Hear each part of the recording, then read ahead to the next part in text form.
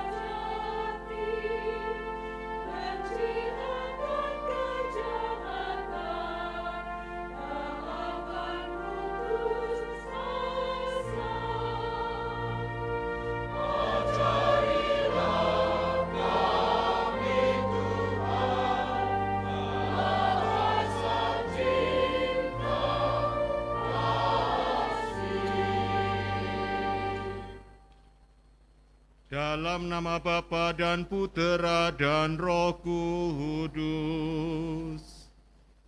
Amin. Rahmat dan damai sejahtera dari Allah Bapa dan dari Tuhan kita Yesus Kristus bersamamu.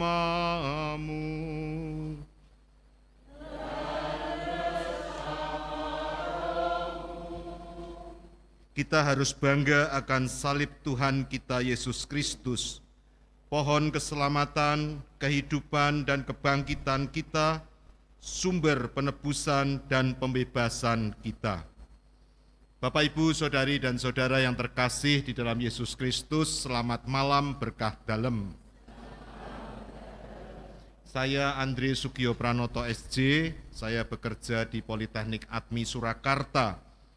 Malam hari ini kita bersama-sama akan merayakan perayaan Ekaristi, mengenang perjamuan malam terakhir, di mana Yesus bersama murid-muridnya berkumpul, dan Yesus memproklamasikan, memulai, yaitu perayaan Ekaristi seperti yang kita ketahui sampai sekarang ini. Di saat itulah Yesus memberikan tubuh dan darahnya kepada kita untuk menjadi sumber keselamatan kita. Hari Kamis Putih merupakan perayaan kenangan perjamuan malam terakhir Yesus bersama murid-muridnya. Perjamuan terakhir Yesus dengan para muridnya bukanlah perjamuan keputusasaan, kesedihan, melainkan perjamuan yang penuh keakraban, perjamuan persaudaraan penuh makna. Perjamuan itu simbol penyerahan hidup yang total. Tubuh dan darahnya diberikan demi keselamatan murid-muridnya. Itulah Ekaristi Kudus, kenangan kurban salib Kristus. Pemberian diri Yesus yang sehabis-habisnya itu dilambangkan pula dalam upacara pembasuhan kaki para rasul nanti. Untuk semua pengorbanan dan cinta Tuhan, kita diajak untuk juga memberi pelayanan yang sama, yaitu rela melayani dengan kasih dan cinta. Sumber kekuatan akan senantiasa ditemukan saat kita merayakan perjamuan Tuhan dalam Ekaristi.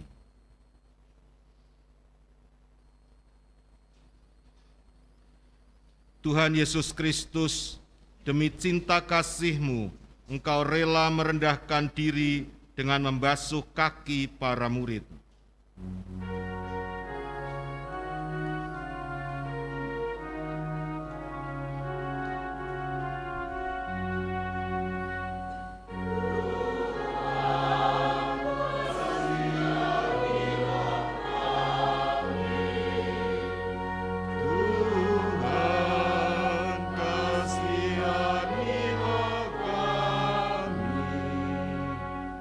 Dalam Ekaristi, Engkau mengorbankan diri bagi kami semua.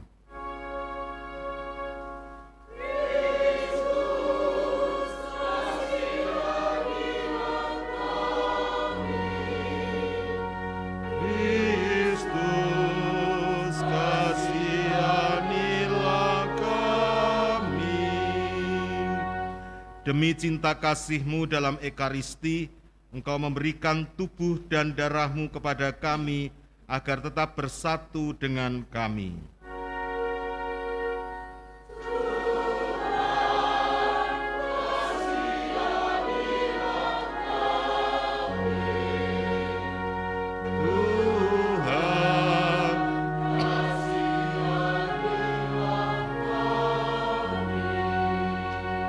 Allah yang Maha Kuasa mengasihani kita, mengampuni dosa-dosa kita, dan menghantar kita ke hidup yang kekal.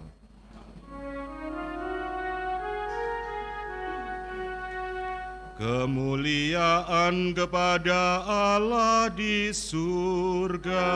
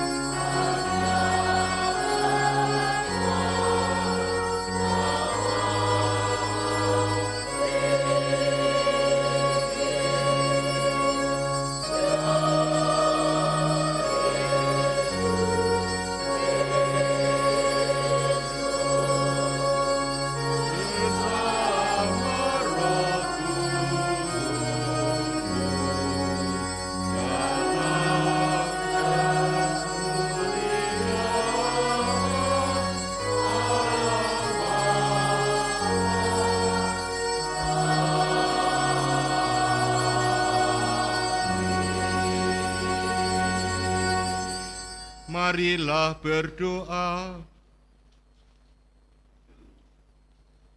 Ya Allah, dalam perjamuan malam yang amat kudus ini, Putra Tunggal-Mu menyerahkan dirinya kepada kematian, mempercayakan kepada gereja kurban yang baru dan kekal, serta perjamuan cinta kasih-Nya. Semoga kami yang merayakan perjamuan malam ini menimba kepenuhan kasih dan hidup dari misteri yang luhur dan agung ini, untuk mewujudkan iman yang semakin bertumbuh dengan pelayan yang semakin berkembang, dengan pengantaran Yesus Kristus Putra-Mu Tuhan kami, yang bersama dengan Dikau dalam persatuan Roh Kudus, hidup dan berkuasa Allah sepanjang segala masa.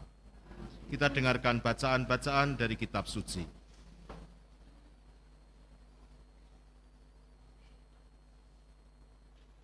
Bacaan dari kitab Keluaran. Pada waktu itu, berfirmanlah Tuhan kepada Musa dan Harun di tanah Mesir. Bulan ini akan menjadi permulaan segala bulan bagimu, bulan yang pertama bagimu tiap-tiap tahun. Katakanlah kepada segenap jemaah Israel, pada tanggal 10 bulan ini, hendaknya diambil seekor anak domba oleh masing-masing menurut kaum keluarga, seekor anak domba untuk tiap-tiap rumah tangga. Tetapi jika rumah tangga itu terlalu kecil jumlahnya untuk menghabiskan seekor anak domba, maka hendaknya ia bersama dengan tetangga yang terdekat mengambil seekor menurut jumlah jiwa. Tentang anak domba itu, kamu buatlah perkiraan menurut keperluan tiap-tiap orang. Anak dombamu itu harus jantan, tidak bercela, dan berumur 1 tahun. Kamu boleh mengambil domba, boleh kambing. Anak domba itu harus kamu kurung sampai tanggal 14 bulan ini. Lalu seluruh jemaah Israel yang berkumpul harus menyembelihnya pada senja hari. Darahnya harus diambil sedikit dan dioleskan pada kedua tiang pintu dan pada ambang atas rumah, tempat orang-orang makan anak domba itu. Pada malam itu juga, mereka harus memakan dagingnya yang dipanggang. Daging panggang itu harus mereka makan dengan roti yang tidak beragi dan sayuran pahit. Beginilah kamu harus memakannya. Pinggangmu berikat, kaki berkasut, dan tongkat ada di tanganmu. Hendaknya kamu memakannya cepat-cepat. Itulah Paskah bagi Tuhan. Sebab pada malam ini, aku akan menjelajahi negeri Mesir dan membunuh semua anak sulung, baik anak sulung manusia maupun anak sulung hewan, dan semua dewata Mesir akan kujatuhi hukuman. Akulah Tuhan. Adapun darah domba itu menjadi tanda bagimu pada rumah-rumah tempat kamu tinggal. Apabila aku melihat darah itu, maka aku akan melewati kamu. Jadi tidak akan ada tulah kemusnahan di tengah-tengah kamu pada saat aku menghukum negeri Mesir.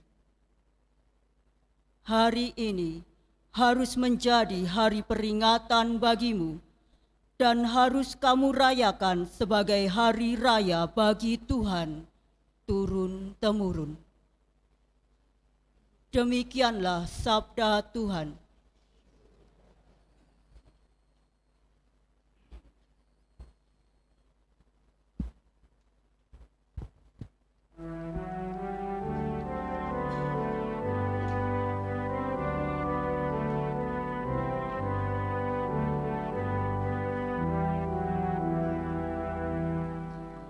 Biarlah syukur ini adalah persekutuan dengan darah Kristus. Biarlah syukur ini adalah persekutuan dengan darah Kristus. Bagaimana akan ku balas kepada Tuhan segala kebaikannya kepadaku? Aku akan mengangkat piala keselamatan dan akan menyerukan nama Tuhan. Biarlah syukur ini adalah persekutuan dengan darah Kristus. Sungguh berhargalah di mata Tuhan kematian semua orang yang dikasihinya. Aku hamba-Mu, anak dari sahayamu. Engkau telah melepaskan belengguku. Biarlah syukur ini adalah persekutuan dengan darah Kristus. Aku akan persembahkan kurban syukur kepadamu dan akan menyerukan nama Tuhan. Aku akan membayar nasarku kepada Tuhan di depan seluruh umat-Nya. Biarlah syukur ini adalah persekutuan dengan darah Kristus.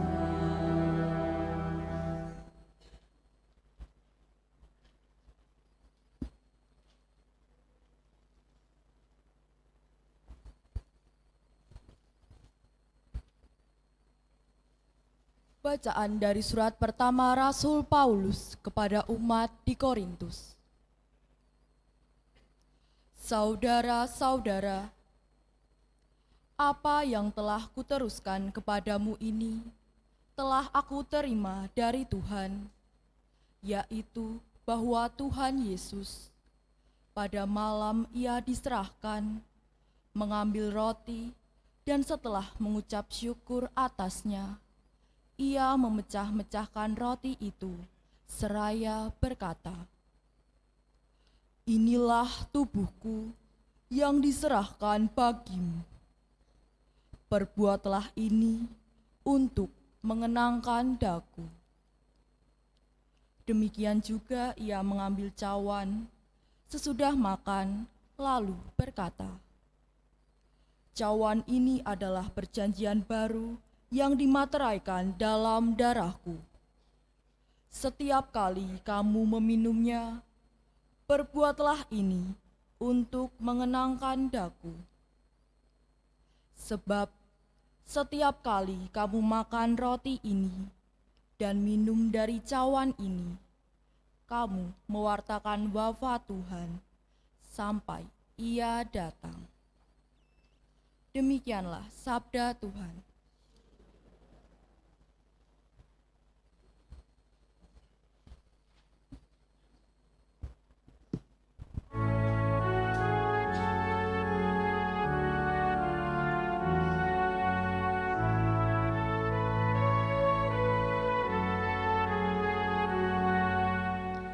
Terpujilah Kristus Tuhan, Raja mulia dan kekal. Terpujilah Kristus Tuhan, Raja mulia dan kekal. Aku memberikan perintah baru kepadamu, yaitu supaya kamu saling mengasihi. Seperti aku telah mengasihi kamu, demikian juga kamu harus saling mengasihi. Terpujilah Kristus Tuhan, Raja mulia dan kekal.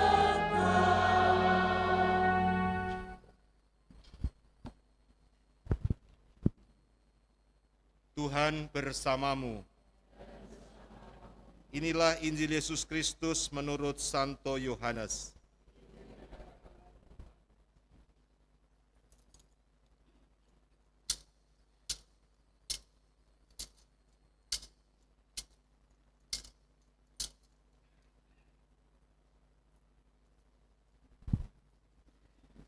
Yohanes bab 13 ayat 1 sampai 15. Sebelum hari raya Paskah mulai, Yesus sudah tahu bahwa saatnya sudah tiba untuk beralih dari dunia ini kepada Bapa. Sebagaimana Ia senantiasa mengasihi murid-muridnya, demikianlah sekarang Ia mengasihi mereka sampai saat terakhir. Ketika mereka sedang makan bersama, dan iblis membisikkan dalam hati Yudas Iskariot anak Simon rencana untuk mengkhianati Yesus, Yesus tahu bahwa Bapa telah menyerahkan segala sesuatu kepadanya dan bahwa Ia datang dari Allah dan akan kembali kepada Allah. Maka bangunlah Yesus dan menanggalkan jubahnya. Ia mengambil sehelai kain lenan dan mengikatkannya pada pinggangnya. Kemudian ia menuangkan air ke dalam sebuah basi dan mulai membasuh kaki murid-muridnya. Lalu menyekanya dengan kain yang terikat pada pinggangnya itu. Maka sampailah ia kepada Simon Petrus. Kata Petrus kepadanya, "Tuhan, Engkau hendak membasuh kakiku?" Jawab Yesus kepadanya, "Apa yang kuperbuat, engkau tidak mengerti sekarang, tetapi engkau akan memahaminya kelak." Kata Petrus kepadanya, "Selama-lamanya engkau tidak akan membasuh kakiku." Jawab Yesus, "Jikalau aku tidak membasuh engkau, engkau tidak akan mendapat bagian bersama aku." Kata Simon Petrus kepadanya, "Tuhan, jangan hanya kakiku saja, tapi juga tangan dan kepalaku." Kata Yesus kepadanya, "Barang siapa sudah mandi, cukuplah ia membasuh kakinya, karena ia sudah bersih seluruhnya. Kamu pun sudah bersih, hanya tidak semua." Yesus tahu siapa yang akan menyerahkan Dia, karena itu Ia berkata, "Tidak semua kamu bersih." Sesudah membasuh kaki mereka, Yesus mengenakan pakaiannya dan kembali ke tempatnya. Lalu Ia berkata kepada mereka, "Mengertikah kamu apa yang telah kuperbuat bagimu? Kamu menyebut aku Guru dan Tuhan, dan katamu itu tepat. Sebab memang akulah Guru dan Tuhan. Nah, jikalau aku, Tuhan dan Gurumu, membasuh kakimu, maka kamu pun wajib saling membasuh kaki. Sebab aku telah memberikan suatu teladan kepada kamu, supaya kamu juga berbuat seperti yang telah kuperbuat padamu. Demikianlah sabda Tuhan.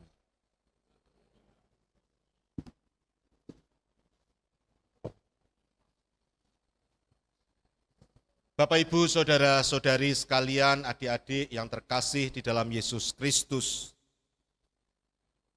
Perjamuan malam seperti yang kita rayakan pada malam hari ini, kalau kita perhatikan dengan lebih teliti dalam Injil, ada dua versi. Injil sinopsis, Markus, Matius, dan Lukas, menceritakan bahwa perjamuan malam diadakan pada saat Yesus mengadakan perjamuan Paskah bersama murid-muridnya. Dan Paskah, tadi kita mendengar dari kitab Keluaran di bacaan pertama, itulah perayaan yang sedang mereka rayakan. Tetapi dalam Injil Yohanes yang malam ini kita dengarkan, ini bukanlah perjamuan Paskah. Di awal Injil dikatakan ini adalah sebelum hari raya Paskah mulai. Kita tentu tidak sedang belajar kitab suci malam hari ini, maka perbedaan itu hanya menjadi sebuah pengetahuan saja dan tidak perlu kita diskusikan. Paskah seperti yang kita dengar dalam bacaan pertama, artinya Tuhan lewat. Dan kita tadi mendengar, mengapa Tuhan lewat? Karena di atas pintu-pintu rumah orang-orang Yahudi dioleskan darah anak domba yang dagingnya disantap pada malam itu.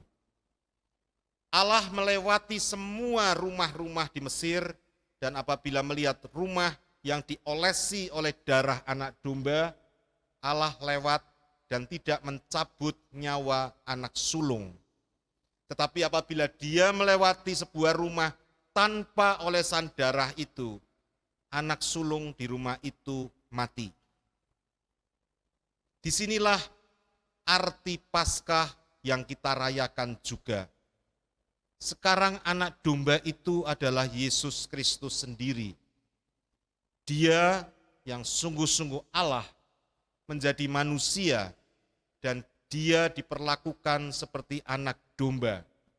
Dipersembahkan, darahnya disalib itu menjadi sumber keselamatan kita yang membuat kita tidak mati. Pembasuhan kaki yang diceritakan oleh Yohanes hanya dapat dijumpai dalam Injil Yohanes. Kembali Injil sinopsis, Markus, Matius, dan Lukas tidak menceritakan sama sekali tentang kisah pembasuhan kaki. Pembasuhan kaki tadi dikatakan oleh Tuhan adalah simbol, lambang. Orang-orang Yahudi apabila diundang pesta ke dalam sebuah perjamuan atau pesta apa, di depan pintu rumah mereka disediakan tempayan-tempayan berisi air, dan orang-orang sebelum masuk ke perjamuan itu mencuci kakinya agar mereka menjadi bersih saat mengikuti perjamuan. Tetapi kita tadi mendengar dalam Injil, Yesus tidak membasuh kaki murid sebelum perjamuan. Yesus membasuh kaki murid tepat di tengah-tengah perjamuan.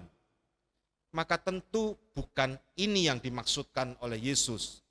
Apabila dia akan menggunakan tradisi Yahudi, pasti dia membasuh kaki sebelum perjamuan itu dimulai. Yesus ingin menunjukkan betapa terhormatnya manusia di mata Allah. Jadi kalau orang-orang Yahudi sebelum masuk ke tempat perjamuan membasuh kaki, orang-orang yang dianggap penting, para petinggi-petinggi, para pejabat, mereka kakinya dibasuh oleh para budak di depan pintu itu. Dan sekarang lihatlah, Yesus menjadikan dirinya seperti budak yang membasuh kaki tuan-tuan ini. Dan tuan-tuan itu adalah murid-muridnya, Dan kita tidak melihat murid-muridnya hanya 12 orang itu, tapi murid-muridnya adalah kita. Kita sebagai orang yang percaya Yesus Kristus sebagai penyelamat kita. Kita ini murid-muridnya yang dianggap oleh Kristus sebagai makhluk yang sungguh mulia, yang sungguh terhormat, sehingga kakinya perlu dibasuh. Dalam Injil dikatakan tadi di awal, sebagaimana ia senantiasa mengasihi murid-muridnya, demikianlah sekarang ia mengasihi mereka sampai terakhir.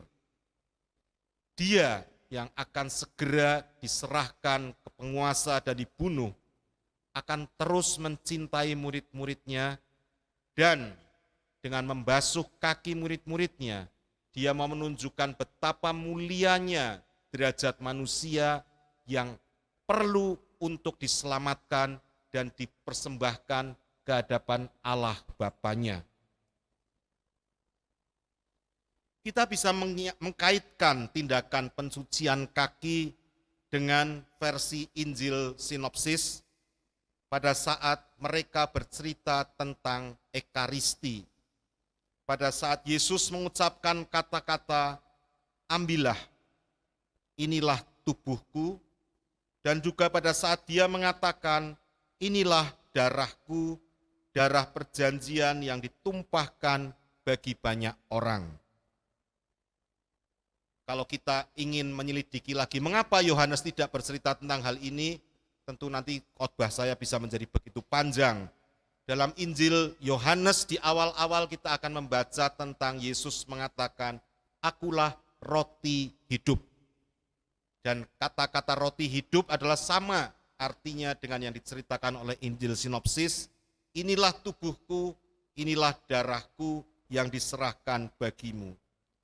Tetapi inti penyerahan ini adalah cinta. Sama seperti kisah pembasuhan kaki. Malam hari ini adalah malam di mana kita diajak untuk merenungkan apakah di dalam diri kita punya cukup cinta bagi sesama. Anda yang pernah belajar psikologi atau paling tidak filsafat, Anda pernah mendengar tokoh bernama Freud. Dia ahli psikologi dan dia disebut sebagai pendiri psikologi dalam. Artinya dia tidak menganalisa orang dari perilakunya, tetapi dia menukik ke dalam, melihat manusia dari dalamnya. Dan salah satu teori Freud adalah manusia punya keinginan untuk mempertahankan diri, untuk mempertahankan hidup. Kita semua bisa paham, kalau kita terancam bahaya, pasti kita berbuat sesuatu ingin menyelamatkan diri kita. Bahayanya adalah karena ini adalah sifat manusia dasar, yaitu kita diberi anugerah dari Tuhan untuk punya kemampuan mempertahankan hidup kita, supaya hidup kita tidak berakhir begitu saja. Maka hal-hal yang kita anggap sebagai sebuah ancaman, itu selalu ingin kita lawan. Kita tetap ingin hidup. Dan yang lebih bahaya lagi adalah, kalau orang lain kita anggap sebagai orang yang berbahaya bagi kita. Anda bayangkan kalau Anda bertemu dengan orang, wajahnya seram, tatonan semua, badannya besar, pegang golok. Apa yang Anda rasakan seketika? Anda terancam, bukan? Dan Anda mulai siap-siap. Barangkali yang laki-laki sudah siap-siap kuda-kuda, yang perempuan siap lari-lari. Tetapi itulah manusia. Dan kalau tidak hati-hati, kemudian itu merembet. Kita melihat sesama kita adalah musuh, adalah orang-orang yang membahayakan hidup kita. Saya ingin memberi contoh konkret. 3 tahun yang lalu pandemi dimulai, bukan? Saya bekerja di Politeknik Atmi, dan Politeknik Atmi itu punya beberapa PT. Saya menjadi salah satu direktur di PT itu. PT itu unik karena dimiliki bukan oleh yayasan 100%, yayasannya ATMI 100%, tetapi 50% dimiliki oleh yayasannya ATMI, 50% dimiliki oleh orang lain. Beberapa orang ATMI saya lihat di sini, maka mereka pasti paham siapa yang mau saya ceritakan. Semoga tidak diceritakan di luar gereja ini. Di hari kedua setelah Presiden mengumumkan pandemi dimulai, ada 2 kasus positif ditemukan. Pemegang saham PT itu menelpon saya dan mengatakan, Romo harus siap-siap untuk mem-PHK karyawan Romo. Ekonomi akan hancur gara-gara pandemi ini, dan kalau Romo mempertahankan jumlah karyawan seperti sekarang ini, PT akan tutup karena tidak mampu hidup. Saya kaget. Visi dan misinya PT ini indah sekali, lebih indah daripada Injil.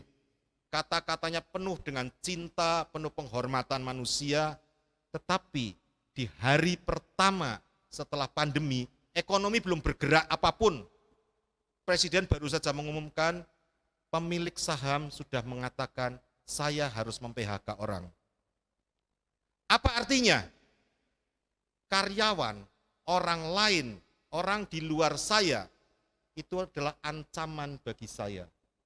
Dan disinilah pada malam ini Tuhan memberi pesan kepada kita. Tidak demikian. Sesama saya, orang-orang di sekitar saya adalah orang-orang yang diciptakan Tuhan seperti dalam kitab Kejadian, yang serupa dengan wajahnya, serupa dengan Allah yang semuanya diciptakan dalam keadaan baik. Apakah orang lain menjadi ancaman bagi saya? Kita malam ini diingatkan, sesama adalah makhluk yang harus kita cintai dan kita hormati, karena sesama kita ini semuanya sama-sama diciptakan Tuhan sesuai dengan rupanya. Kalau kita tidak memperlakukan sesama kita seperti manusia, maka percumalah kalau kita mengaku diri sebagai orang Katolik yang percaya kepada Yesus Kristus, yang percaya kepada Alkitab. Kita tidak lagi menghidupi hidup kita sesuai dengan nasihat Injil itu. Yang paling jelas dikatakan Tuhan pada malam ini, jikalau aku, Tuhan dan gurumu, membasuh kakimu, maka kamu pun wajib saling membasuh kaki.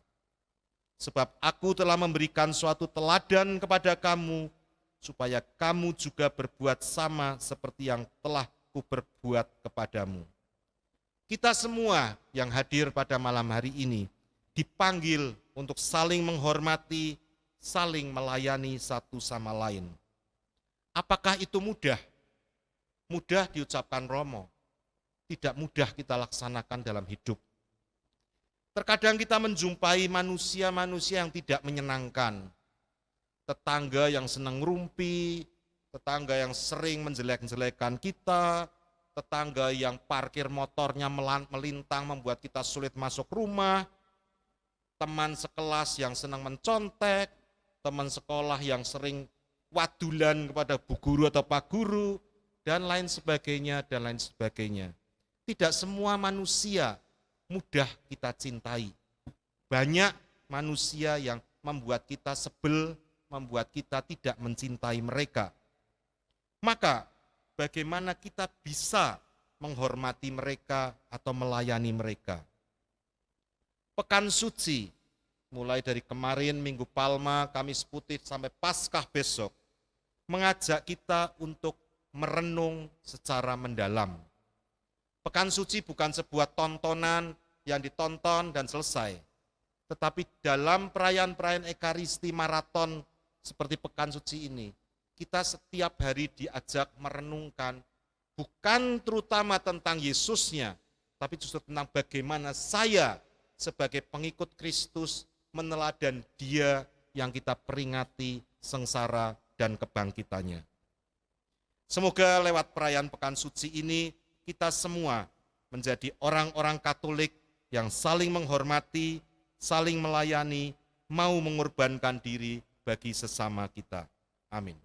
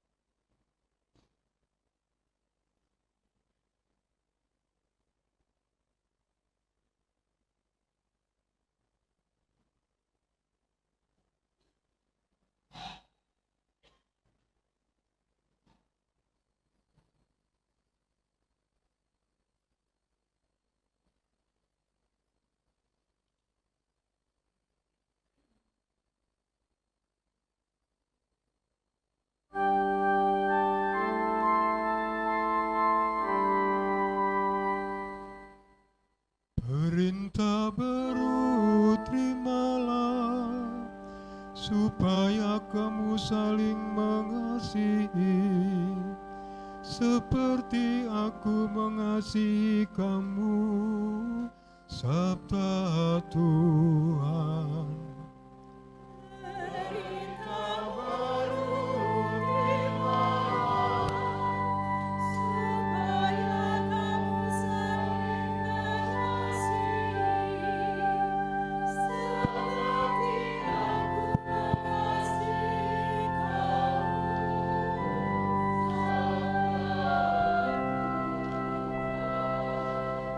Yesus bangun dan menanggalkan jubahnya dan mulai membasuh kaki murid-muridnya. Perintah baru terimalah, supaya kamu saling mengasihi, seperti aku mengasihi kamu.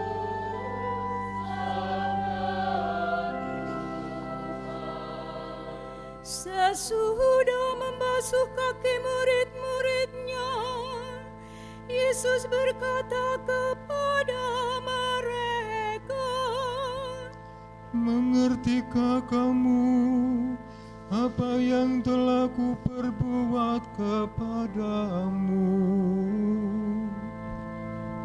perintah baru terimalah, supaya kamu saling mengasihi, seperti aku mengasihi kamu, sabda Tuhan.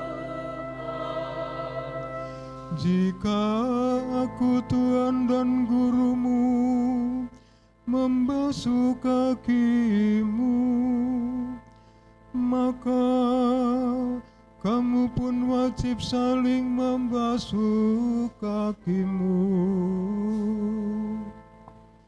Perintah baru terimalah, supaya kamu saling mengasihi, seperti aku mengasihi kamu, sabda Tuhan. Semua orang akan tahu bahwa kamu adalah muridku, jikalau kamu saling mengasihi.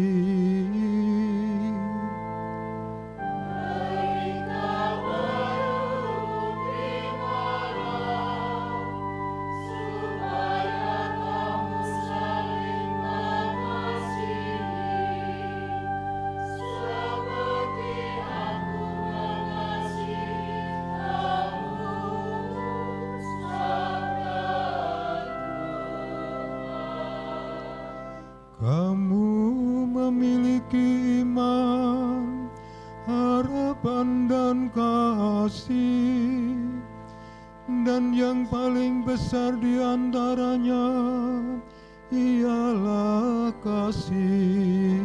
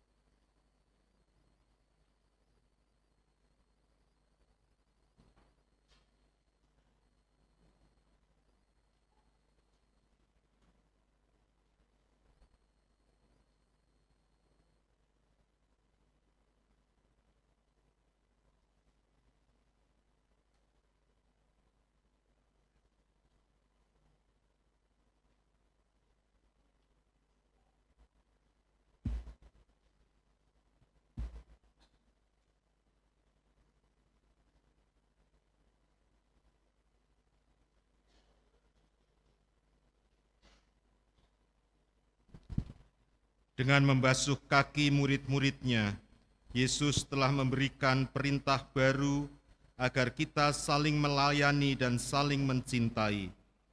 Marilah kita berdoa kepada Bapa agar dapat melaksanakan perintah baru itu dengan sepenuh hati. Bagi Sri Paus, para uskup dan para imam, semoga Sri Paus dan uskup serta para imam dapat melakukan tugas penggembalaan mereka dengan rendah hati, seperti Yesus yang membasuh kaki murid-muridnya. Kami mohon, kabulkanlah doa kami ya Tuhan.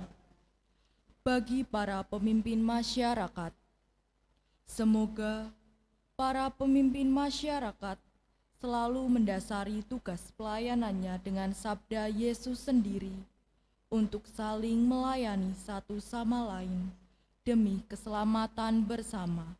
Kami mohon, kabulkanlah doa kami ya Tuhan. Bagi orang-orang yang sedang menderita, semoga keteladanan Kristus dalam mengasihi murid-muridnya menggugah setiap orang untuk terlibat dalam memberi pertolongan dan kasih bagi orang-orang yang sedang menderita. Kami mohon, kabulkanlah doa kami ya Tuhan. Bagi kita di sekitar altar ini, semoga kami semua pada hari ini memperbarui niat untuk saling mengasihi dan bekerja sama dalam keluarga kami masing-masing, sehingga nilai hidup Kristiani keluarga kami terpancar pula di dalam kehidupan bermasyarakat. Kami mohon, Kabulkanlah doa kami ya Tuhan. Kita diam sejenak, kita aturkan doa-doa pribadi kita masing-masing dalam hati.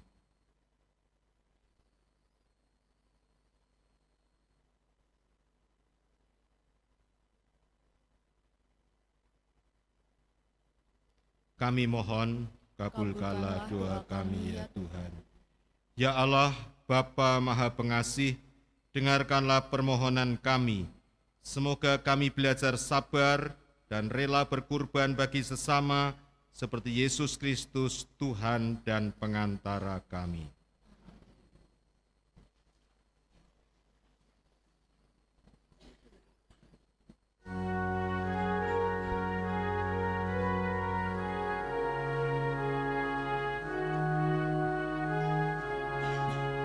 Jika ada cinta kasih, hadirlah Tuhan.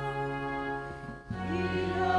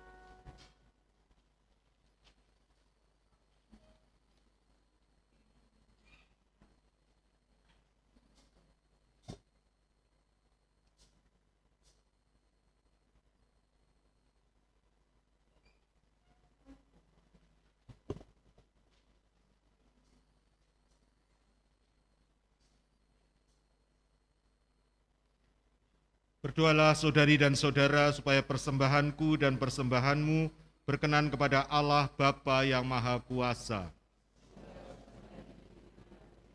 Keselamatan kita serta seluruh umat Allah yang kudus. Ya Tuhan, perkenankanlah kami merayakan misteri ini dengan pantas, karena setiap kali kenangan akan kurban ini dirayakan, terlaksanalah karya penebusan kami dengan pengantaran Kristus Tuhan kami.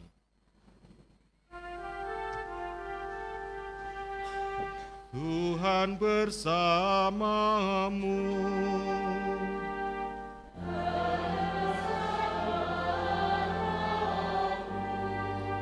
Marilah mengarahkan hati kepada Tuhan.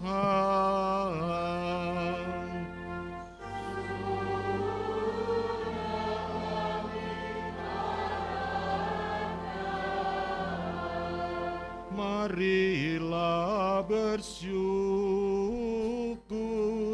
kepada Tuhan Allah kita.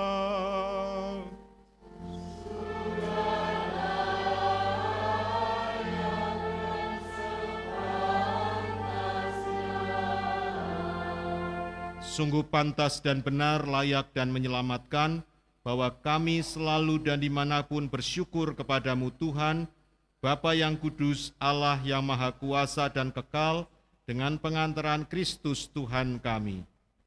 Dia imam yang sejati dan kekal, yang pertama mempersembahkan dirinya kepadamu dengan menetapkan wujud kurban yang abadi sebagai persembahan yang menyelamatkan, dan memerintahkan kami untuk mempersembahkan kurban ini sebagai kenangan akan dirinya.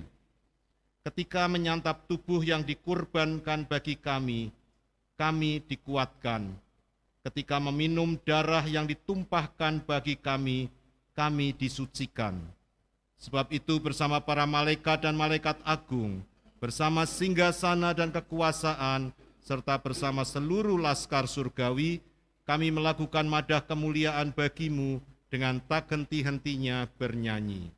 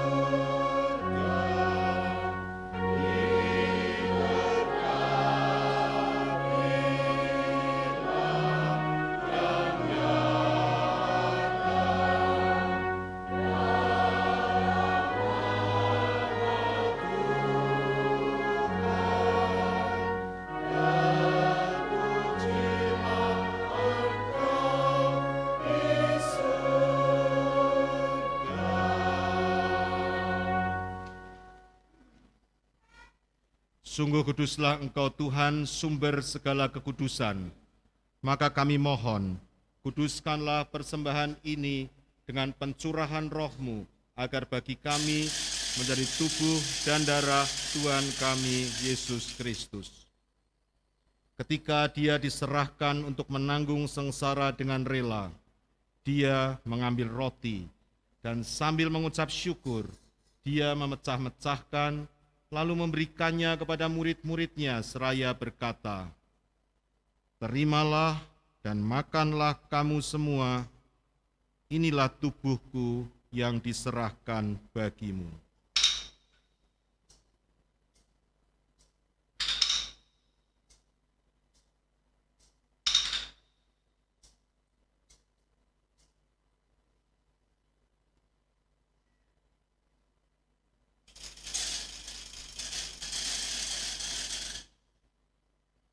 Demikian pula sesudah perjamuan Dia mengambil piala.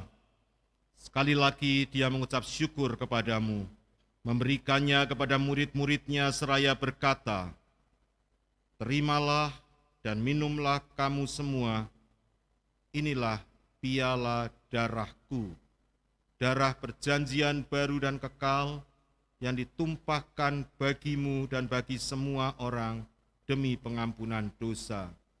Lakukanlah ini sebagai kenangan akan daku."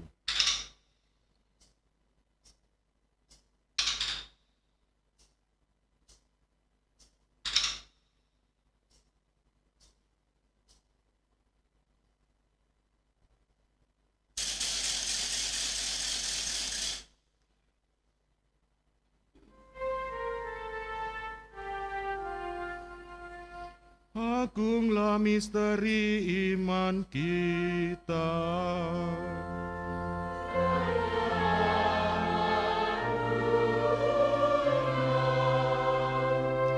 Selamatkanlah kami.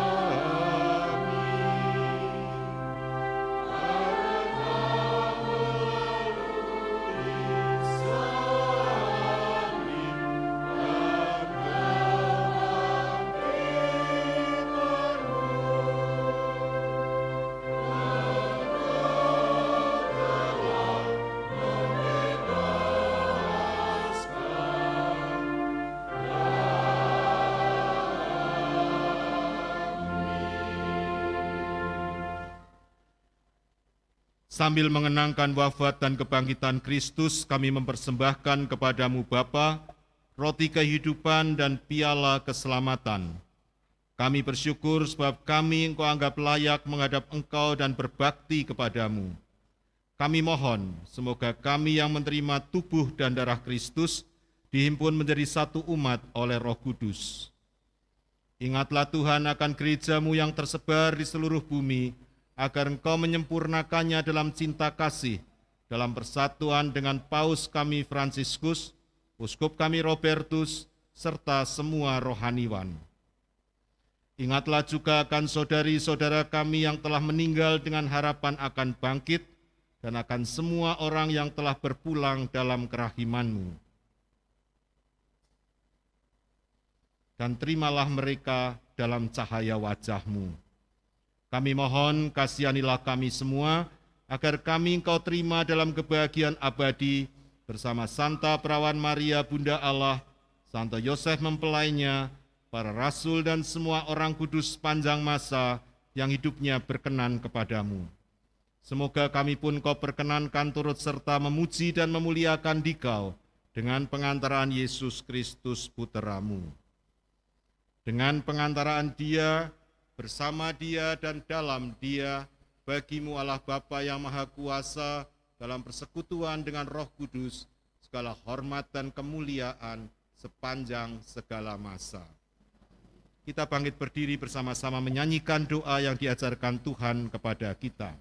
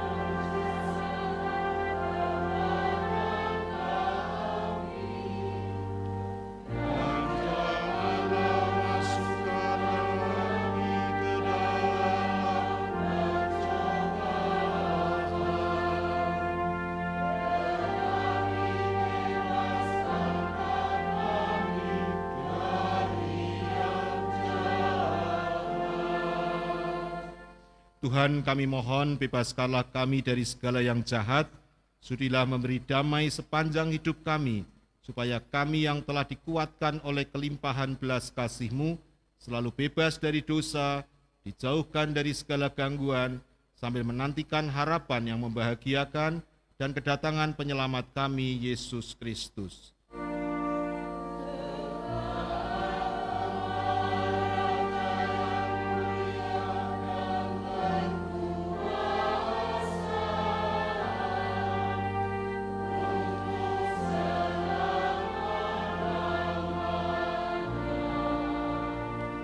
Tuhan Yesus Kristus, Engkau telah bersabda kepada para rasul-Mu, damai-Ku kutinggalkan bagimu, damai-Ku kuberikan kepadamu. Janganlah memperhitungkan dosa kami, tapi perhatikanlah iman gereja-Mu, dan berilah kami damai dan kesatuan sesuai dengan kehendak-Mu, Engkau yang hidup dan meraja sepanjang segala masa. Damai Tuhan selalu bersamamu.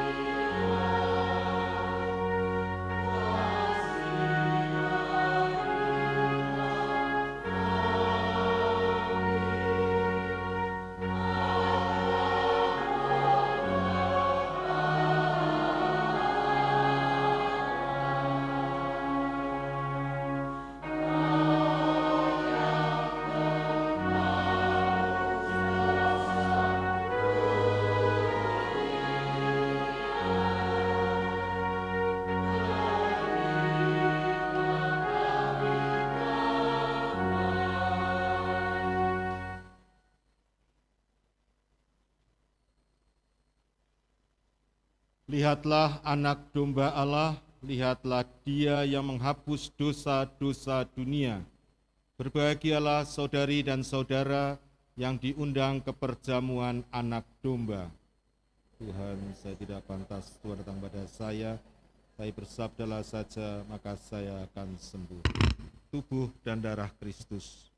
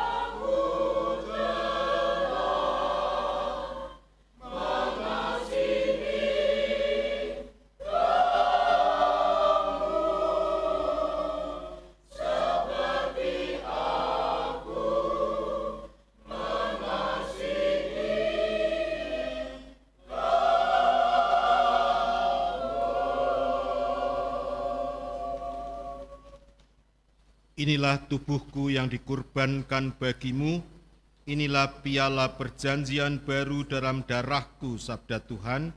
Setiap kali kamu menyambutnya, lakukanlah untuk mengenangkan daku. Marilah berdoa. Allah yang Maha Kuasa, dalam hidup di dunia ini kami senantiasa Engkau kuatkan dengan perjamuan putra-Mu. Semoga kami layak untuk turut menikmati perjamuan abadi di surga berkat kekuatan tubuh dan darah putra-Mu yang senantiasa menyertai setiap langkah kehidupan kami untuk mencintai dan melayani. Dengan pengantaran Kristus Tuhan kami yang hidup dan berkuasa sepanjang segala masa.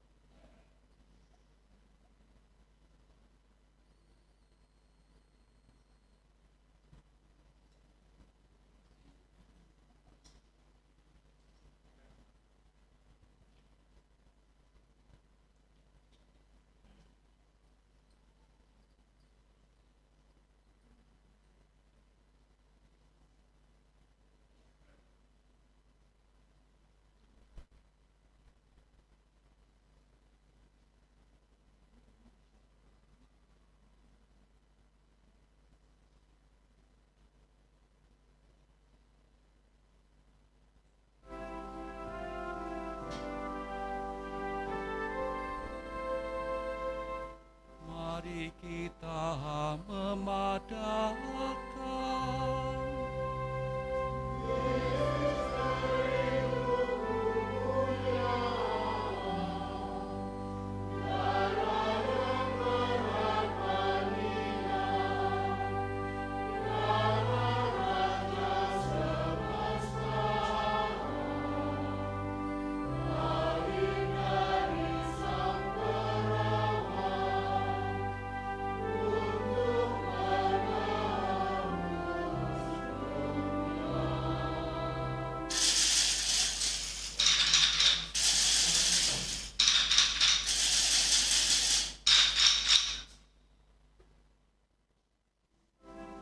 Dia lahir bagi kita.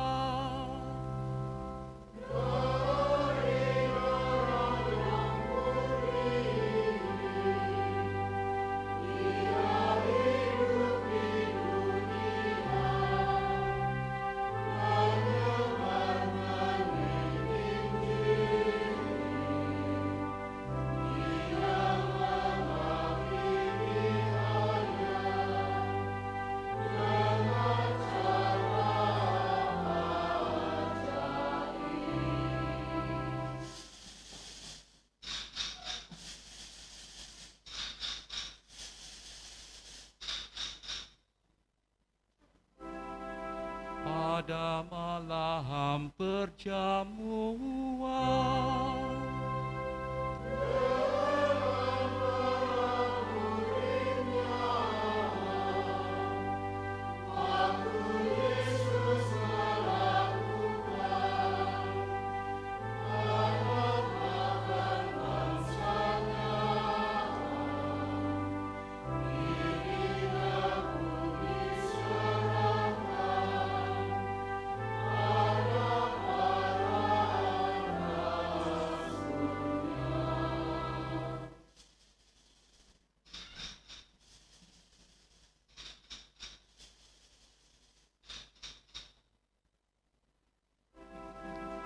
pada malam perjamuan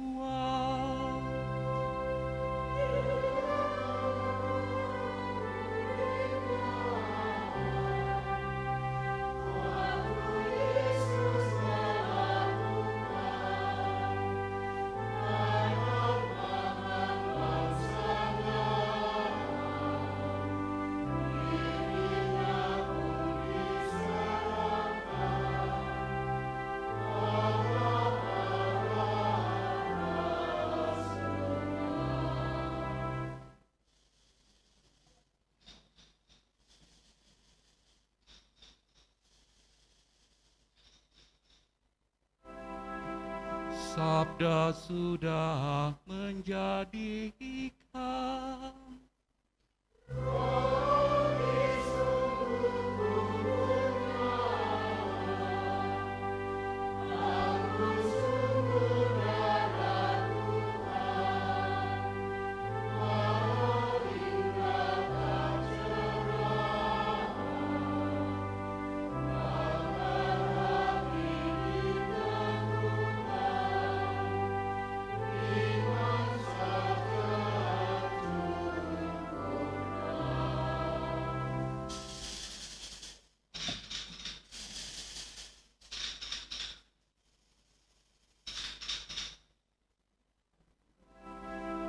Yang berputra dan sang putra.